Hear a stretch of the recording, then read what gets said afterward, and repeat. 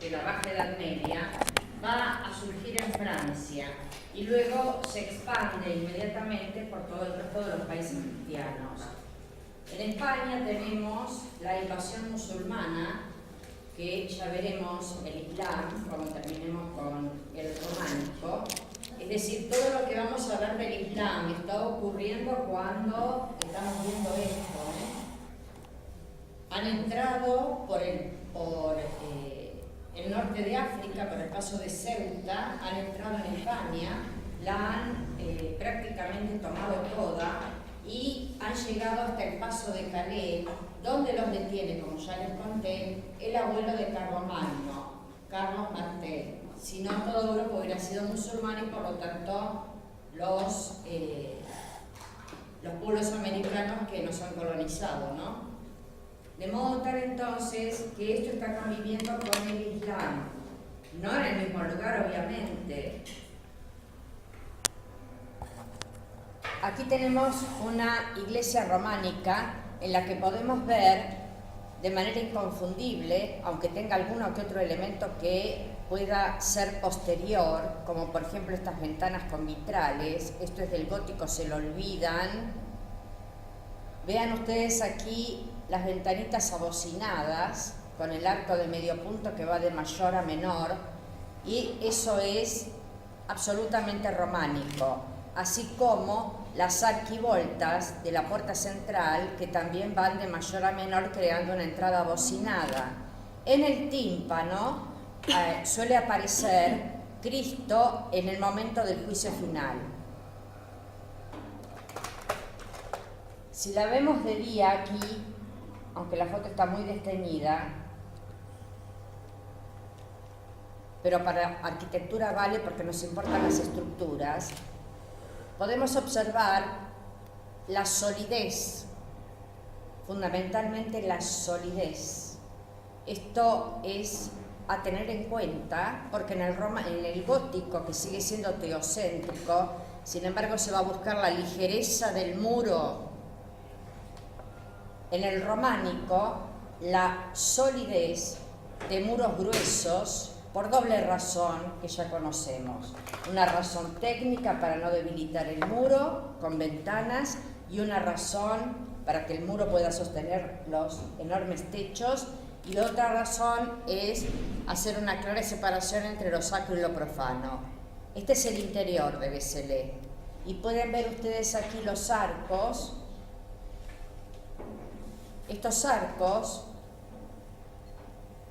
prolongados en el espacio, generan lo que llamamos bóveda de cañón.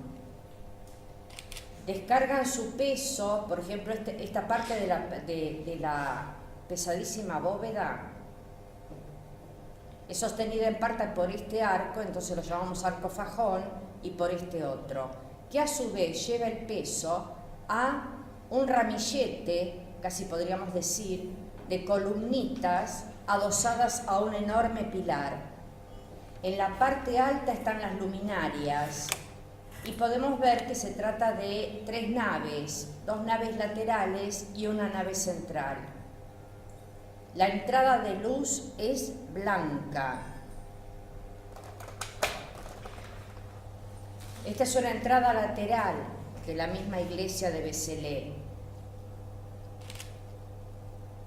Ahí podemos ver la bóveda de cañón, la prolongación en el espacio de un arco de medio punto, y además, y eso lo vamos a ver hoy, todos los capiteles que ustedes atinan a ver son historiados, están cubiertos de relatos, porque justamente la lectoescritura está circunscripta al monasterio y por lo tanto para profundizar y difundir la fe cristiana se basan en la imagen. Aquí podemos ver arquivoltas que están decoradas con formas vegetales. Y aquí en el tímpano vemos instancias de la vida de María. El momento en el que el ángel le anuncia a María que va a ser madre de Jesús, cuando María visita a su prima Isabel, la natividad, y luego arriba María con el niño en brazos y los pastores y los reyes magos que se acercan. Es muy importante observar cómo la figura humana se adapta al muro. adaptación al muro, esto un movimiento antropocéntrico no lo permite jamás. ¿Por qué les parece? El antropocéntrico busca resaltar Es más lo importante humano, y acá se adapta al espacio. Exactamente, acá hay un lenguaje simbólico en el que la figura no está en tanto y en cuanto su dimensión humana, sino en tanto y en cuanto su dimensión divina. Por lo tanto, si Dios está en todas partes y al mismo tiempo, porque es ubicuo, que es una de las características del Dios judeo-cristiano, y también del musulmán, compartimos el mismo Dios. Para el cristiano es Dios Padre, para el musulmán es Alá, para el judío es Jehová, pero es exactamente el mismo Dios. Lo que diferencia a las tres religiones monoteístas de la tierra es cuál cree que Dios puede tener un hijo, y la única que lo cree es la religión cristiana. Los judíos dicen que Dios no tiene hijos, y los musulmanes también. Pero después comparten escrituras, profetas, etc. Cuestiones entonces que aquí podemos ver cómo lo que importa es brindar a través de figuras perfectamente reconocibles por la perspectiva jerárquica. María es la más alta, por lo tanto es más importante que los Reyes Magos, y los Reyes Magos son más altos que los campesinos, por eso son más importantes. Está fundamentalmente orientada a que la gente que concurre a la iglesia, a lo mejor una vez en su vida, porque viven en sitios muy apartados, las ciudades han entrado en total decadencia, hay alguna que otra que sigue funcionando sobre ruinas romanas, pero fundamentalmente la vida se agrupa en torno a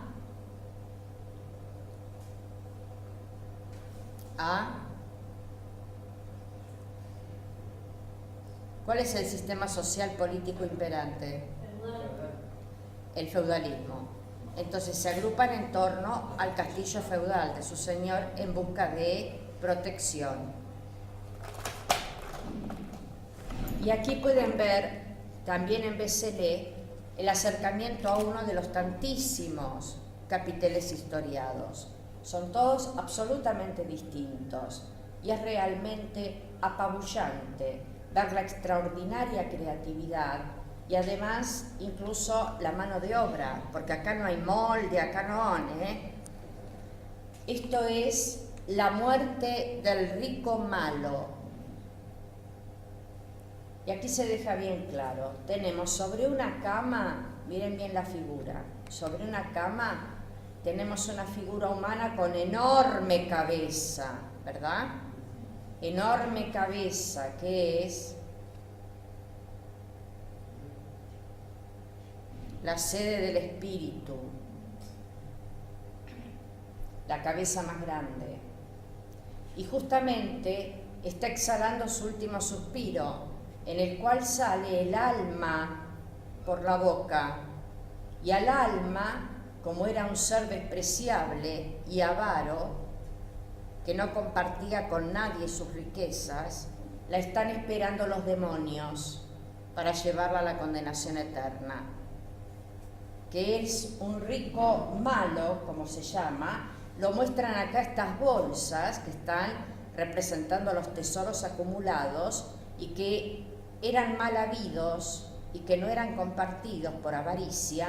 Lo indica esta forma serpentinada que se arrastra entre las bolsas de dinero.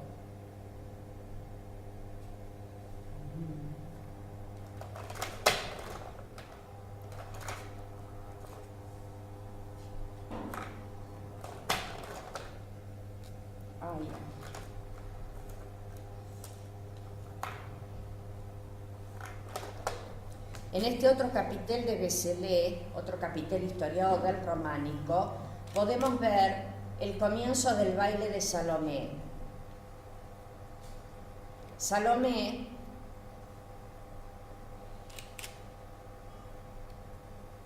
es hijastra y sobrina del cruel rey Herodes,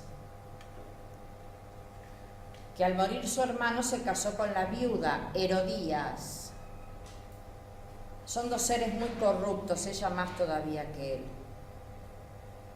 De modo tal que, dándose cuenta en un momento de que Herodes desea a su sobrina e hijastra Salomé, Herodías la obliga a Salomé a realizar la danza de los 7 velos, que significa justamente, al culminar, que ese cuerpo se entrega a quien está mirando, es decir, a Herodes, a cambio de, porque Herodes le ha dicho que si lo hace le da lo que quiera a cambio, ella le va a pedir la cabeza del Bautista, Juan el Bautista, el precursor, el primo de Jesús, el que lo bautizó, porque justamente Juan el Bautista predicaba contra la corrupción de ellos. Herodes, que es supersticioso, decía: yo no lo mato por las dudas que sea un profeta de veras. Y Herodías, que no le importaba nada de nada, decía matarlo todo el tiempo, pero él no cedía, de modo tal que se valió de este ardid con su hija para lograr la cabeza de Juan el Bautista.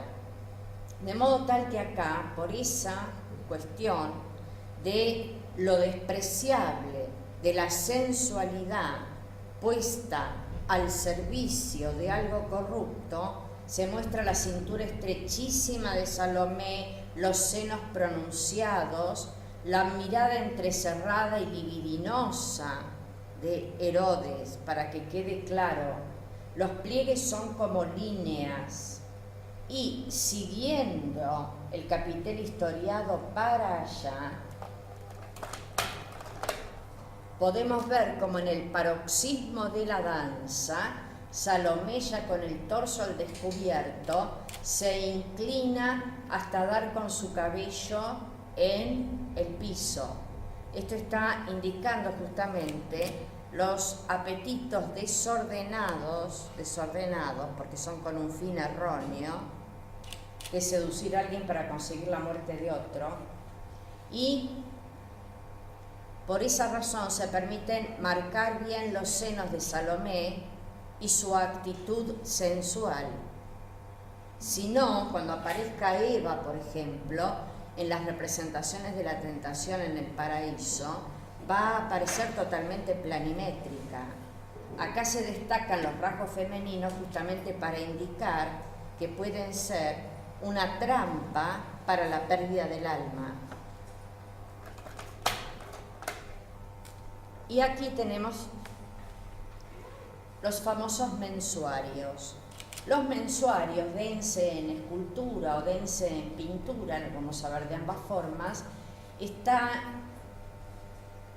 dados por una figura humana que representa con su tarea cada una de las tareas del año, cada uno de los meses del año. Entonces, la cabeza enorme porque es la sede del espíritu, el ojo grande porque es la ventana del alma. El cuerpo, como ven, se adapta completamente al marco. Lo que importa es el mensaje. Otro mensuario. Sus pies prácticamente rebatidos, de manera tal que no pesan el espacio. Acá está podando la viña, tarea que se hace en otro mes del año. De modo tal entonces que acá el hombre es valioso en tanto y en cuanto cumple con su tarea y es grato a los ojos de Dios.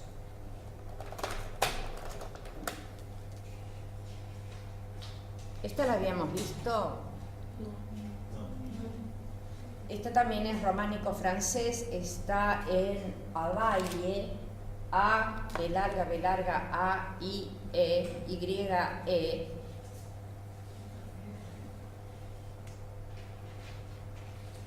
Cuando veamos el gótico nos podrían confundir un poco estas grandes torreones, ¿no?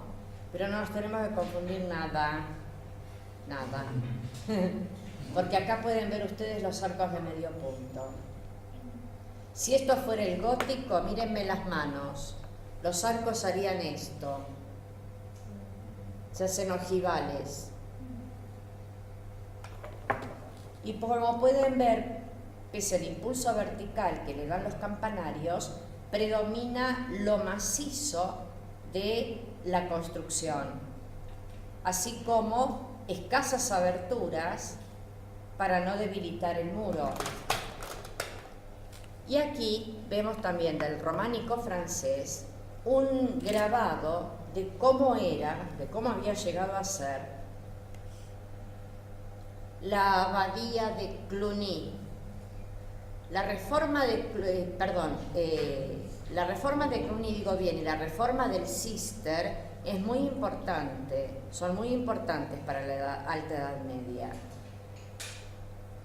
La abadía de Cluny, de monjes benedictinos, se había justamente aplicado concienzudamente a propagar la fe e incluso a enseñar a trabajar a las gentes. Con el tiempo fueron enriqueciéndose de tal modo que eso los fue corrompiendo, de modo tal entonces que esto está ocurriendo en el 900, de modo tal entonces que en el 1000 y pico se da la reforma del Cister y surge el arte cisterciense con C. 1000 y pico, 1080 por ahí.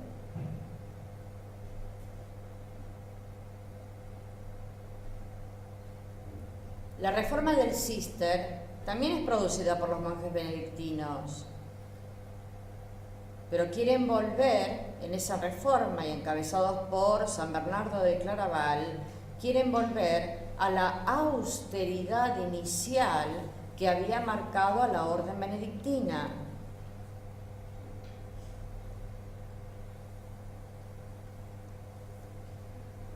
Finalmente, con el tiempo, también la orden cisterciense termina enriqueciéndose enormemente, porque hijos de familias ricas, de feudales, daban una dote, ya sea en animales o lo que fuera, a la abadía para pertenecer a ella. En este caso, en este grabado, podemos ver lo que era realmente la abadía de Cluny, en donde podemos ver una gran cantidad de absidiolos, como un collar en torno al ábside mayor, y esto nos está indicando claramente que es centro de peregrinación y que se hacían varias misas simultáneas.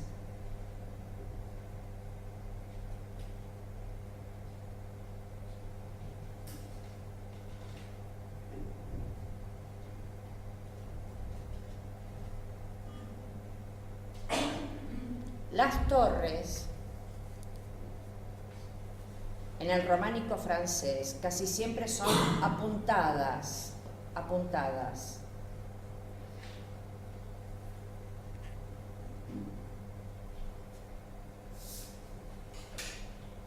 ¿Qué queda de esta construcción?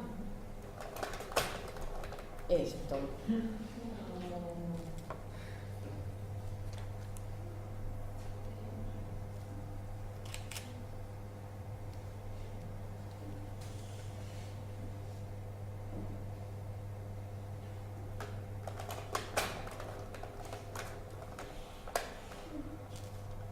Aquí pasamos a España y vemos un lugar que es motivo de peregrinación hasta el día de hoy, permanentemente, y es Santiago de Compostela con el Pórtico de la Gloria. Santiago de Compostela tiene una iglesia románica y este era el pórtico.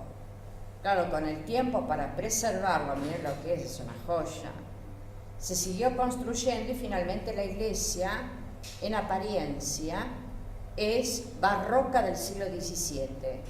El Pórtico de la Gloria quedó más adentro.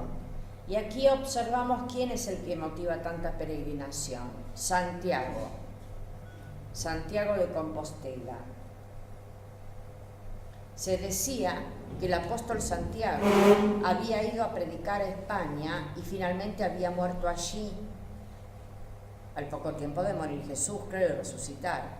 Entonces, pasando el tiempo se fue construyendo durante la Alta Edad Media la iglesia de Santiago de Compostela, y acá tenemos un nombre, solamente un nombre, sin apellido. El maestro Mateo fue el que encabezó y dirigió todas las esculturas, haciendo muchas él mismo. Todos los capiteles que ven, por supuesto, ya saben que son historiados. Y aquí tenemos en los costados las figuras de profetas del Antiguo Testamento, evangelistas, santos mártires, y en el centro Santiago, en el parte luz. Este es un peregrino actual. Lo que pasa es que cuando uno está por llegar te dan una túnica roja y una especie de bastón grande para que te apoyes, como indicando el fin del peregrinaje. Esta ruta de peregrinaje va a ser muy importante en su momento, porque justamente se unía muchas veces Roma con Santiago de Compostela, que está en Galicia, a pie. Y entonces en toda esa ruta por todo el norte de Europa,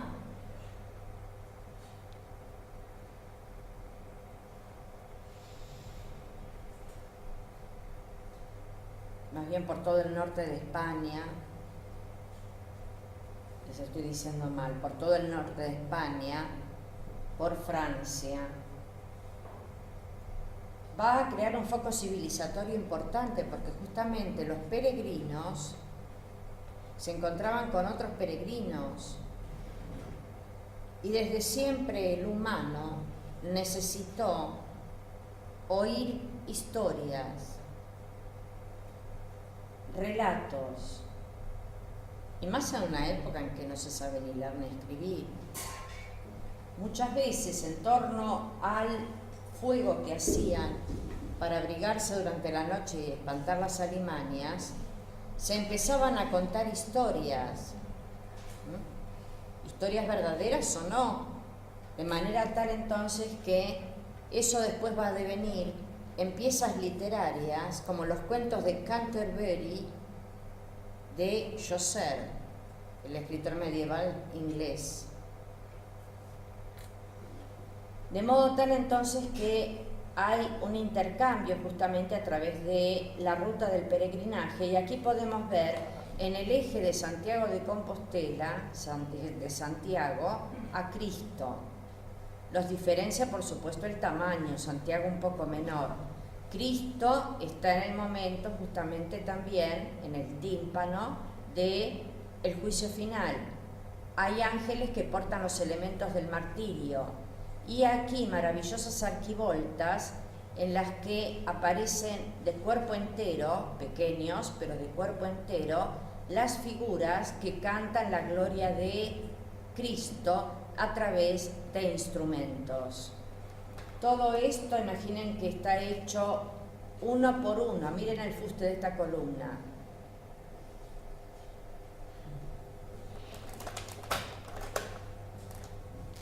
Y aquí esta iglesia en Ávila,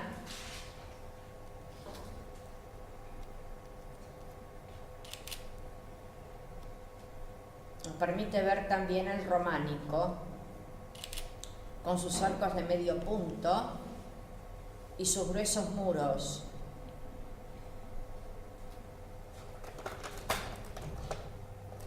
Y aquí tenemos el tímpano. Vean ustedes como en la parte de abajo aparecen resucitando, puesto que ha llegado el día del juicio final, aparecen resucitando y saliendo de sus tumbas todos aquellos que estaban muertos esperando justamente el día del juicio final. Y acá que tenemos a Cristo en majestad, Cristo Pantocrátor, todopoderoso, con los ojos bajos, los brazos extendidos. En uno podemos ver la manga de la túnica, en el otro no, por justamente ver la herida como indicando: yo morí para salvarte, resucité. Si vos pecaste, llegó la última hora. Entonces acá pueden ver ángeles que portan los elementos del martirio también, como por ejemplo la corona de espinas. Es un Cristo que tiene los ojos bajos, como diciendo: acá ya la piedad no cuenta, es el último día. Y podemos ver cómo sus pliegues son líneas. Y además allá arriba, observen este acto sexual entre una forma demoníaca y una mujer, ¿lo ven? Sí. Acá esta otra figura en la que está mostrando 3 cabecitas de niños.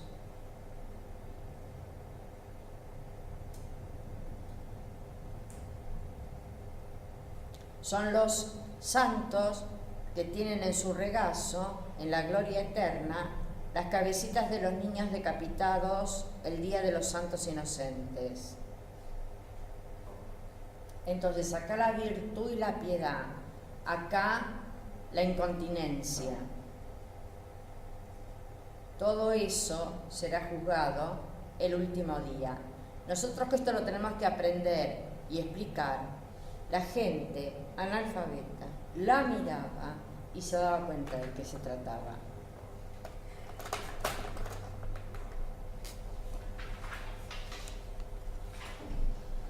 ¿Cómo se llama esto?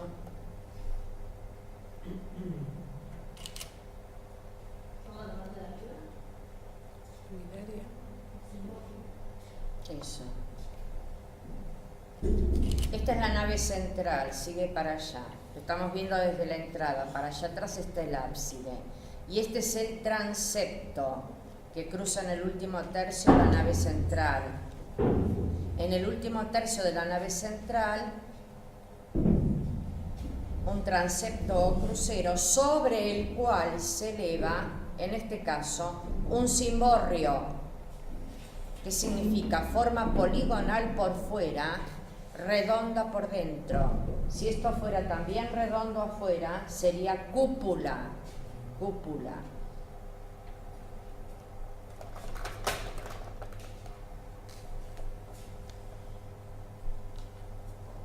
Toda la iglesia es como una Biblia en piedra. Aquí podemos ver justamente el trabajo de las arquivoltas, en este caso un trabajo abstracto, realmente exquisito, es piedra, es piedra. Y aquí en el centro, en parte luz, la imagen de Cristo. A los costados, distintos profetas mezclados con discípulos y con evangelistas.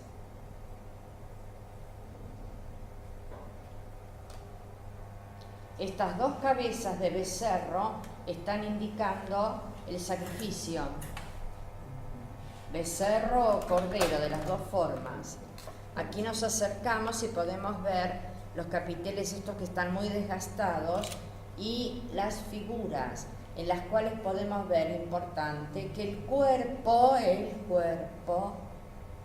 forma parte del fuste de la columna. Por eso las llamamos estatuas columna. En el románico nada más. Aquí tenemos otras, ¿ven? Los cuerpos son adaptados al fuste de la columna, con capiteles historiados. Cuerpo no, que predomine el símbolo de lo que quieren decir.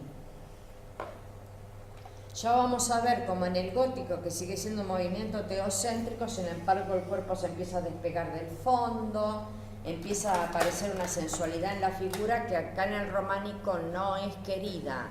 Aquí tenemos un interior románico en el momento que le estaban cambiando el piso. Allí tenemos el ábside. Entrada de luz blanca, lo vuelvo a reiterar. Una bóveda de cañón. Arcos de medio punto.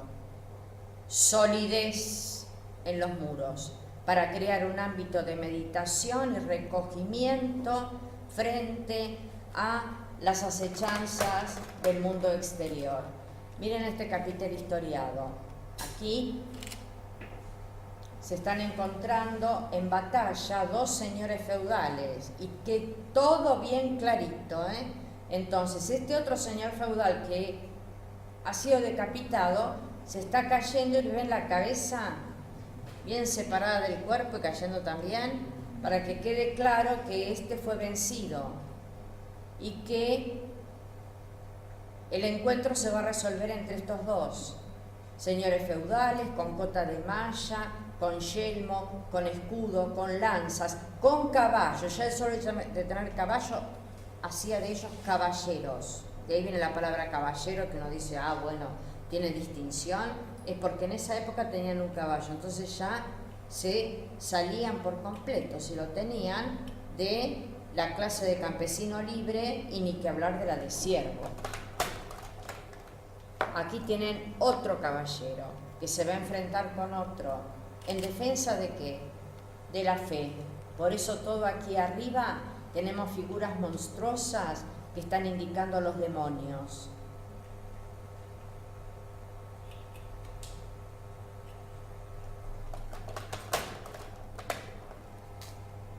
Y aquí tenemos un costado, el costado de una entrada de una iglesia, y en donde podemos observar las esculturas bien apoyaditas en los fustes y además los capiteles historiados. Alguno que otro, raramente, aparece con hojas de acanto. Cuando aparece la representación de una pequeña ciudad, así como la ven, eso refiere a la Jerusalén celestial, que es lo mismo que decir el paraíso. Lenguaje simbólico, representación material de una idea. Miren esta obra maestra. El arte siempre responde al espíritu del momento. Entonces, la planimetría de los cuerpos está para indicar, junto con la cabeza más grande, que lo que importa es el espíritu. Además, la bidimensionalidad apunta justamente a que el espacio humano del deambular, del tránsito, es muy breve. Por lo tanto, hay que apuntar a la pureza del espíritu y a la salvación del alma. Para que te quede todo bien clarito, como se hacía en Egipto antes, ¿se acuerdan? Suben. Esto quiere indicar que se van para atrás, pero los ponen en un plano rebatido. Todos los discípulos de Jesús. El más joven, que es Juan sin barba para indicar que era el más joven. Y aquí aparece en perspectiva jerárquica, claro, Jesús, que levanta su brazo mientras Tomás mete sus dedos en la herida. La duda de Santo Tomás. Tomás era uno de los discípulos de Jesús. Y cuando Jesús se apareció ya resucitado al resto de los discípulos, Tomás no estaba. Entonces, cuando el resto de los discípulos le contaron que Jesús había resucitado, Tomás dijo, bueno, yo lo voy a creer cuando pueda poner mi mano en su herida. Y entonces, en una ocasión en que está Tomás, aparece Jesús y levanta el brazo para que el incrédulo Tomás meta los dedos en su herida. De ahí después va a venir la frase, ay Tomás, Tomás, dichoso el que cree sin ver. Por ejemplo, en el siglo XVII, cuando arranquemos, si Dios quiere, el año que viene, cuando veamos la duda de Tomás, se nos va a erizar todo el cuero cabelludo, porque vemos una mano metida en una herida sangrante, terrible, por ejemplo, pintada por Caravaggio.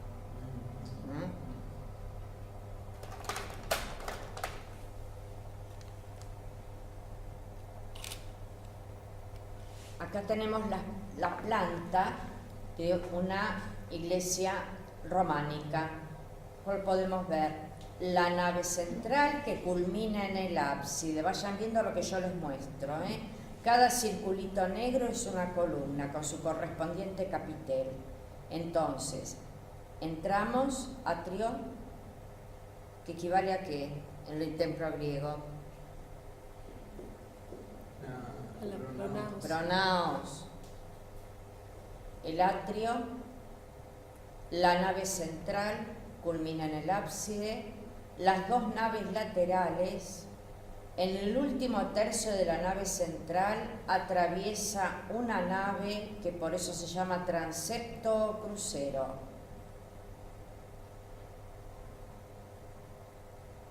Aquí tenemos en las grandes iglesias esta continuación de las naves laterales, ¿la ven?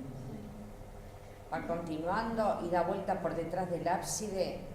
Cuando eso ocurre, esta parte se llama deambulatorio, y es la manera de acceder a distintos absidiolos, especialmente en las iglesias de peregrinación, donde se celebran misas simultáneas.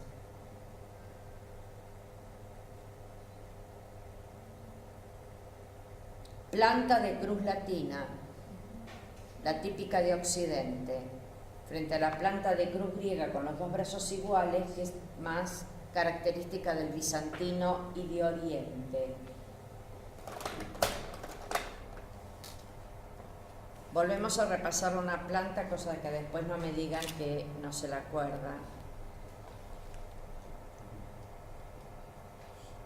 Steffi me mira como si me paraba de amenazar. Nave central, culmina en ábside. Naves laterales, el doble de bajas y de anchas que la nave central. En el último tercio de la nave central atraviesa una nave llamada transepto crucero. Sobre el cruce se eleva el cimborrio o cúpula. Tiene absidiolos esta. Cada circulito es un capitel historiado. Representan columnas, ¿no? Y acá lo que nos importa también planta de cruz latina. Ahora en este caso nos vamos a concentrar en esto, para que vean que nada se hace al azar. Así como en la iglesia se plantea una direccionalidad ascendente, aquí nosotros tenemos el claustro, que es por donde deambulan los monjes, meditan, escriben, reflexionan, y es un cuadrado. Todas estas son columnas. Es un cuadrado que se abre a un patio central, que es un jardín o, más veces, un herbolario, porque justamente las hierbas eran el único medio curativo que conocían. Entonces, ¿por qué cuadrado? Porque el cuadrado es la dirección de lo humano, porque apunta al este, al oeste, al norte y al sur, y porque representa el fuego, el aire, el agua y la tierra, los 4 elementos y los 4 puntos cardinales, el ámbito de lo humano. Por eso el claustro es un cuadrado. Y aquí, en el monasterio de Santillana del Mar, que es maravilloso,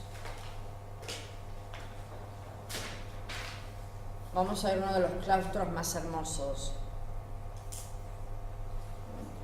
Miren ustedes cómo los campanarios avanzan como torreones. Con solamente verlos nos damos cuenta del peso extraordinario. Las ventanas circunscritas al nivel superior, para que todo este paño de pared no se debilite. En la entrada tenemos a un Cristo Pantocrátor en una mandorla, que es esta forma como si fuera una avellana. Y aquí tenemos una entrada abocinada, capiteles historiados, y vamos a entrar a Santillana del Mar para ver el claustro. Hemos estado viendo para allá, ¿se dan cuenta? El claustro es un cuadrado. Hoy hay pastito, en su momento había todo tipo de hierbas curativas. No hay un solo capitel igual al otro, ¿eh? Todo, por supuesto, piedra. Si lo vemos al claustro desde la parte cubierta en los 4 lados, vemos esto. Está el peso que tiene doble capitel con doble columna.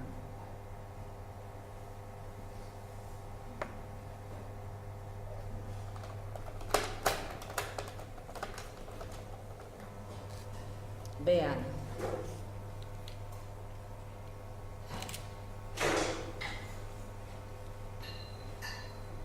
Estas no son meras hojas, ¿eh? ¿Qué pasa? Yo me retiro porque ya no dejas de cansancio. Y además por el té. Ah, bueno, ¿qué hora es? No, igual es temprano. Y 20. Bueno. ¿Firmaron? Sí, perdón, bebé. Chao, bebé. Chao. Fíjense ustedes que acá les decía que no son meras hojas las de estos capiteles. Acá están apresando, como indicando que son presos del pecado y por lo tanto tienen como raíces de las que no se pueden desprender todas estas cabecitas humanas. Y acá atrás, en este doble capitel, pueden ver el entrelazo de melodía infinita que ya conocemos. Pero acá en este caso es el entrelazo de melodía infinita, pero también son las colas de los demonios, igual que allá.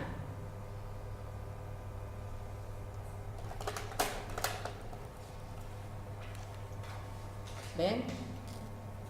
Todos los diablos y sus colas entrelazadas. Entrelazo de melodía infinita.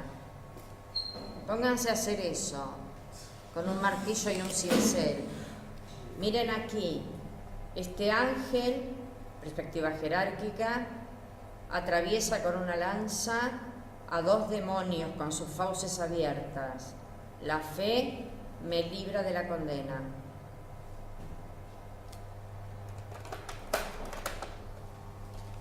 Aquí podemos ver un dragón y un centauro, con un entrelazo todo en torno, indicando que son lo mismo. La mitología antigua y el centauro con su representación de salvaje. ¿Me ayudas, amor? Porque encerrado acá por el cable. Toqué el cable y desenchufé. Gracias, Claudio. Gracias, Claudito.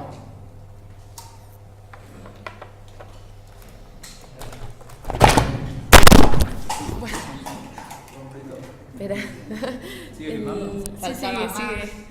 Ustedes saben que yo hago las cosas completas. Miren aquí. Están indicando entonces lo que ya les...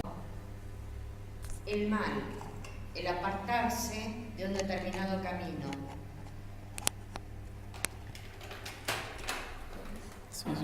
Y aquí vemos de cerca al ángel que está, vean sus alas aquí, está atravesando con esta lanza estos 2 demonios que ya se han cobrado sus víctimas. Miren estas cabecitas que se llevan en sus garras.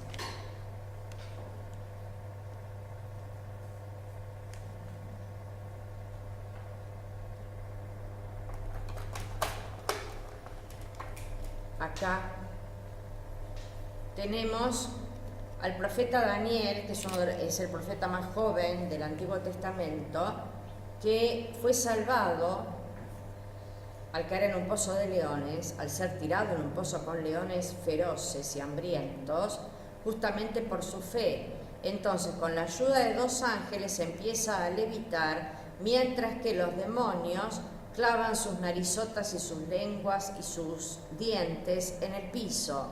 Él queda a salvo. El mensaje es bien claro, ¿no? Miren aquello otro.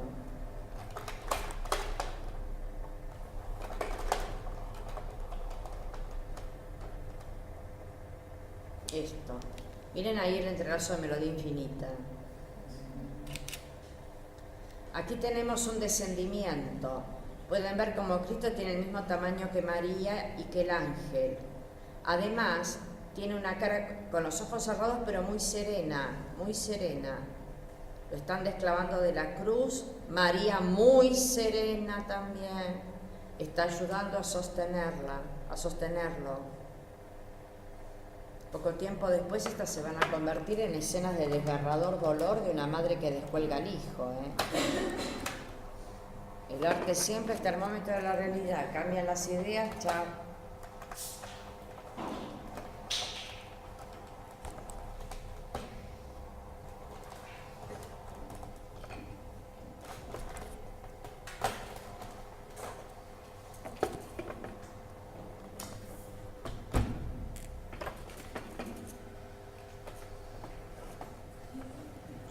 ¿Se grabó lo otro? Sí.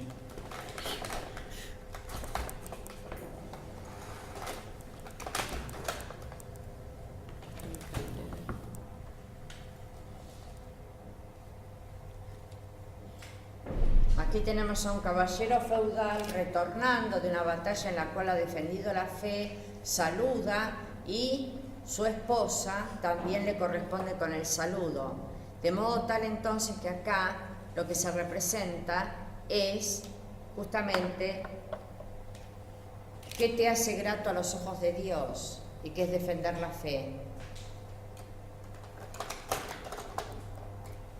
Aquí nos acercamos tanto a este entrelazo como a este otro y nos maravillamos del ritmo, ¿no? Y de la talla en piedra, claro.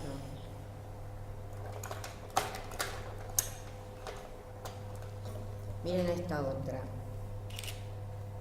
Acá, un caballero feudal con su yelmo y con su cota de malla, tejido de metal que ha dejado a su caballo allá y ha avanzado valientemente para encontrarse con un monstruo, con un ángel, aquí tienen las alas, que le apoya la mano en el hombro. El caballero, con la espalda recta, sin dudar, sin temer, atraviesa al demonio cuyas tripas, miren, se están cayendo.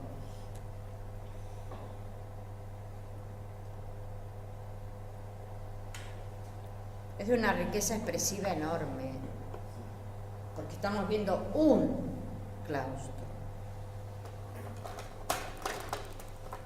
Y aquí tenemos, eso me lo dicen ustedes, ¿qué tenemos acá? Cristo Pantocrator. Despiértense.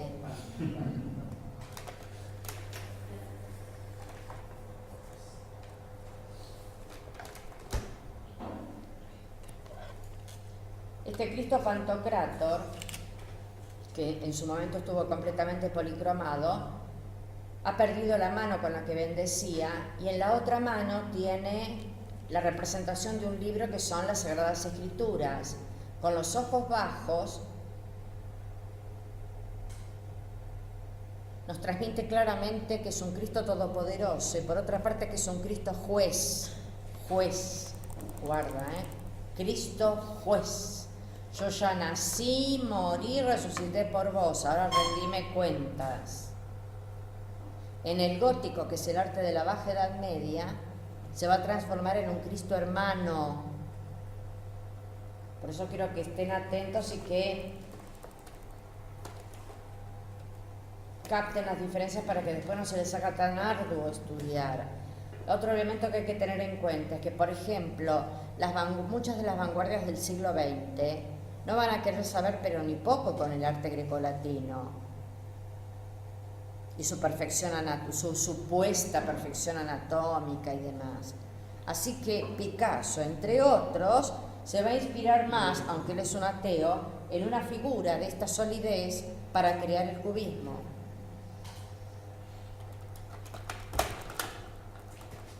Y aquí tenemos esta deliciosa escultura en la que se nos muestra justamente cuántos y cuán grandes son los temores de la época. ¿Escucharon ese dicho que dice San Roque, que este perro no me toque? Sí. Bueno, porque Roque había sido uno que había sobrevivido a las jaurías de perros salvajes que son plagas de los caminos. Entonces aquí aparece San Roque con una enorme cabeza, sede del espíritu, ojo grande, ventana del alma, llevando los evangelios. Y miren el perrito ahí entre las piernas.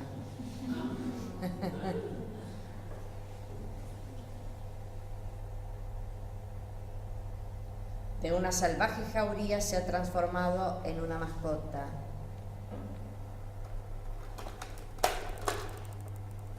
Y aquí tenemos también, típico del románico, Cristo Cruz. Lo llamamos así, Cristo Cruz, cuando el cuerpo toma la forma de la cruz. Sus brazos bien pendientes, bien estirados a lo largo de uno de los brazos de la cruz. Y su cuerpo siguiendo absolutamente el otro brazo de la cruz. Su cuerpo cubierto, se permite solamente las comisuras de los labios hacia abajo, pero con firmeza y ojos abiertos enfrenta la muerte. Cristo Cruz. Cuando no aparece como Cristo Cruz, está siendo descendido y se pone a los dos ladrones al lado, el ladrón bueno y el ladrón malo, y vean ustedes cómo por ejemplo, las costillas, el esternón, etcétera, no son volúmenes, sino que son líneas.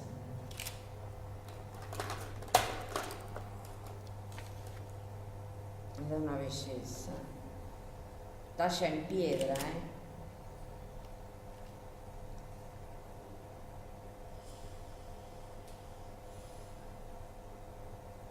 Jeremías, uno de los profetas del Antiguo Testamento, desarrolla la escritura, y aquí nos está mirando con su tristísima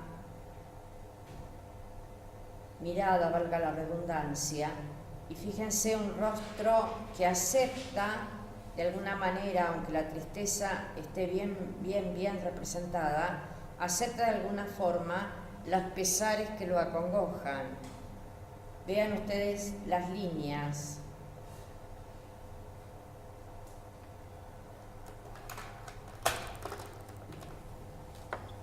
Una Biblia en piedra, aquí tienen otra fachada.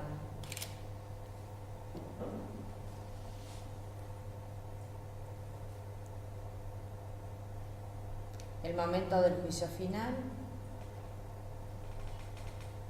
Apóstoles, discípulos evangelistas y profetas del Antiguo Testamento se alternan.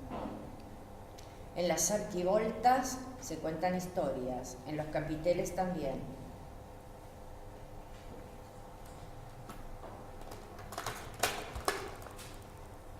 Y aquí estamos ante la entrada del Panteón de San Isidoro de León. San Isidoro de León.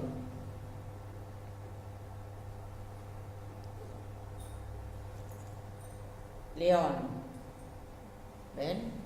Un león a cada lado. Está hablando de Marcos, el evangelista. Capitel historiado, tímpano con imágenes, planimetría, densidad del muro, todo lo que ya sabemos.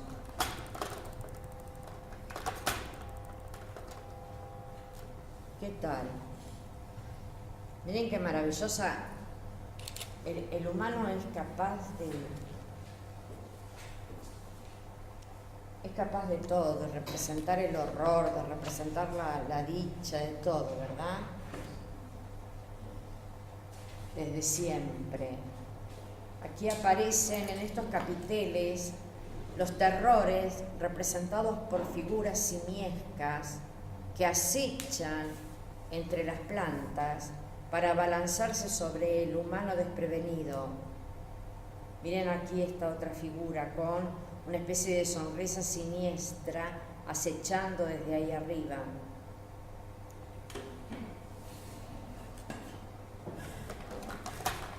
Y la cripta de San Isidoro de León, es decir, todo esto está bajo la iglesia, de modo tal que miren ustedes el espesor de los fustes y de los capiteles para poder sostener el techo, pero además arriba la iglesia.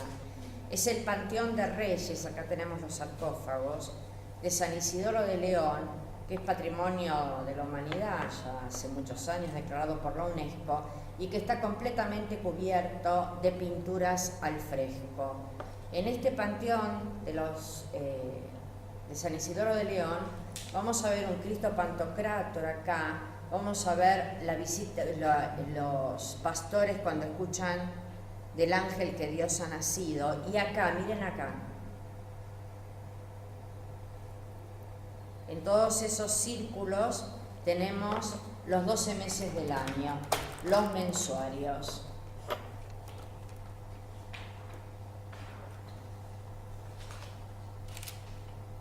En uno de esta parte interna de los arcos, podemos ver tanto representaciones figurativas como representaciones abstractas, florales o geométricas.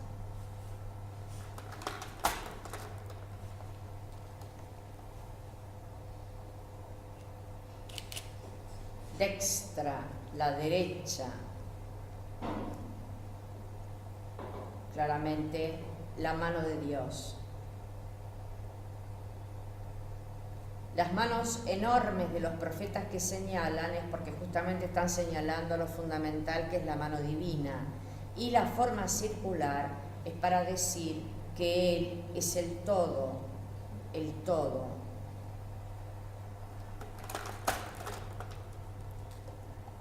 Si miramos el techo, podemos ver justamente a los ángeles, el ángelus de los pastores, mejor dicho. Están cuidando sus animales y empiezan a escuchar los dichos del ángel que les anuncia que el Salvador ha nacido.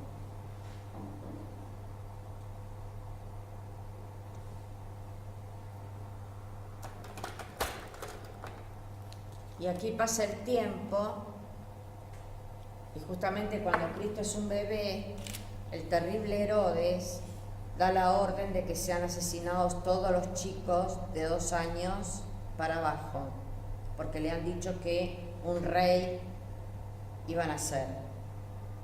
Y sí, efectivamente los asesinan, por eso la huida de Egipto de María y José con el niño, para ponerlo a salvo. Entonces acá tenemos la muerte de los santos inocentes. Fíjense ustedes cómo el cuerpo es más pequeño que el de su verdugo, pero está representado casi como un adulto.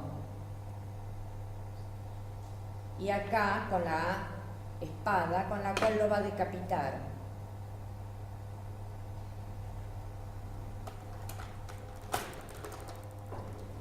Aquí, siempre en San Isidoro, en el Panteón de San Isidoro de León, tenemos un Cristo Pantocrátor en una mandorla, indicando que es alfa y omega en letras griegas, principio y fin de todas las cosas. Y está rodeado por el tetramorfos. Marcos, que es el león, Juan, que es el águila, Mateo, que es el hombre o ángel, y Lucas, que es el toro o buey, cada cual con su evangelio en la mano. Tetra es 4, morfos, formas, 4 formas. Y vean ustedes los mensuarios. Adaptación al marco, representación de cada mes. Julio, agosto, septiembre, octubre, noviembre, diciembre, y para allá están los otros, con la tarea que se realiza cada mes. Adaptación al muro.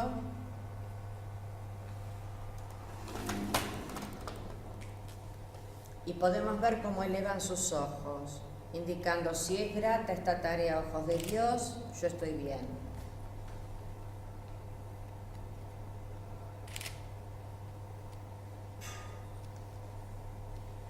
Como pueden ver, sus pies no se apoyan. Bidimensionalidad. Alteración de los rasgos en tanto y en cuanto se apunta a un lenguaje simbólico.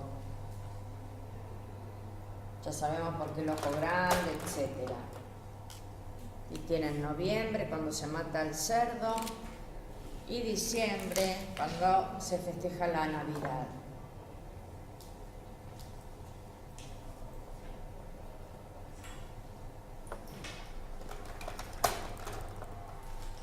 Acá tenemos el ábside de una iglesia románica en la que podemos ver la ventana estrechísima y a Cristo Pantocrátor. Este museo, que es el Museo de Arte Medieval, está en Barcelona. Y una serie de expertos, eruditos y artistas han hecho una tarea impresionante, que es trasladar los muros pintados al fresco de iglesitas románicas que estaban tan apartadas que se iban deteriorando, de manera tal que acá se ha construido un ábside exactamente igual que la iglesia en la que estaba y se ha trasladado la pintura al fresco. Yo quiero, después vamos a Cristo Pantocrátor, pero quiero que miren esta cara.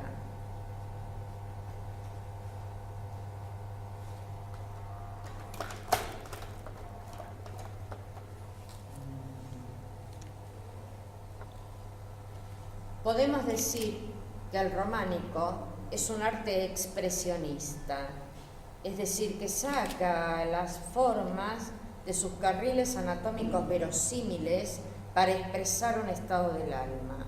En Van Gogh va a ser de pura desesperación y angustia. Acá es un estado del alma transida por la fe.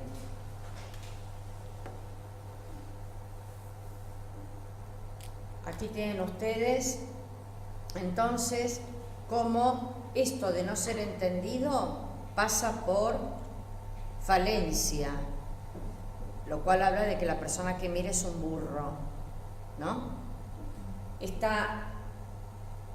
Sacar a la forma de sus carriles anatómicos verosímiles, está con estos circulitos rojos para indicar los colores, que está llena de vida por el resplandor de la fe, que es humana, por eso la palma bien cuadrada, y muestra la palma indicando que nada tiene que esconder a los ojos de Dios.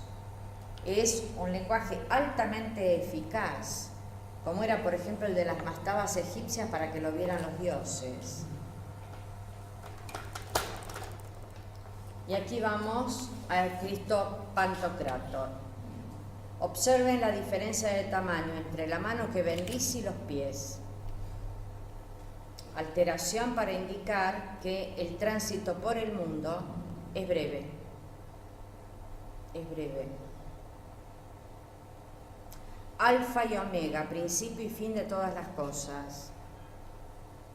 El libro dice ego sum lux en latín, yo soy la luz. Está en una mandorla. Y vemos claramente que se trata de un Cristo Pantocrátor todopoderoso y además juez, con sus ojos plenamente abiertos, su boca pequeña, su cabeza agrandada con respecto a unas proporciones, digamos, verosímiles, la mano enorme que bendice, la otra mano más pequeña, los pliegues son líneas, planimetría. Es un lenguaje de línea, porque el románico de ninguna manera busca sugerir, quiere definir,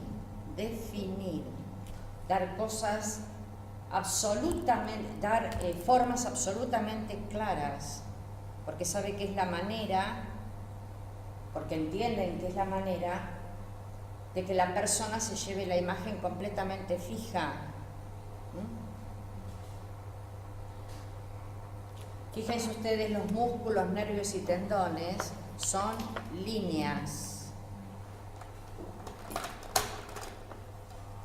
Y aquí tenemos a, ¿qué? Ahí arriba. ¿Eh? Sí, María, ¿qué? ¿Eh? María Pantocrático, le voy a arrancar la cabeza. Teotocos, sí. Teotocos, Virgen Trono, los Reyes Magos, y aquí arriba, vamos a verla bien, esto también es un ábside. Arriba, fíjense ustedes cómo sostiene a su hijo, pero entre ambos no hay relación afectiva, porque están vistos desde la divinidad. Cristo de niño tiene solo el tamaño, está muy serio, bendiciendo.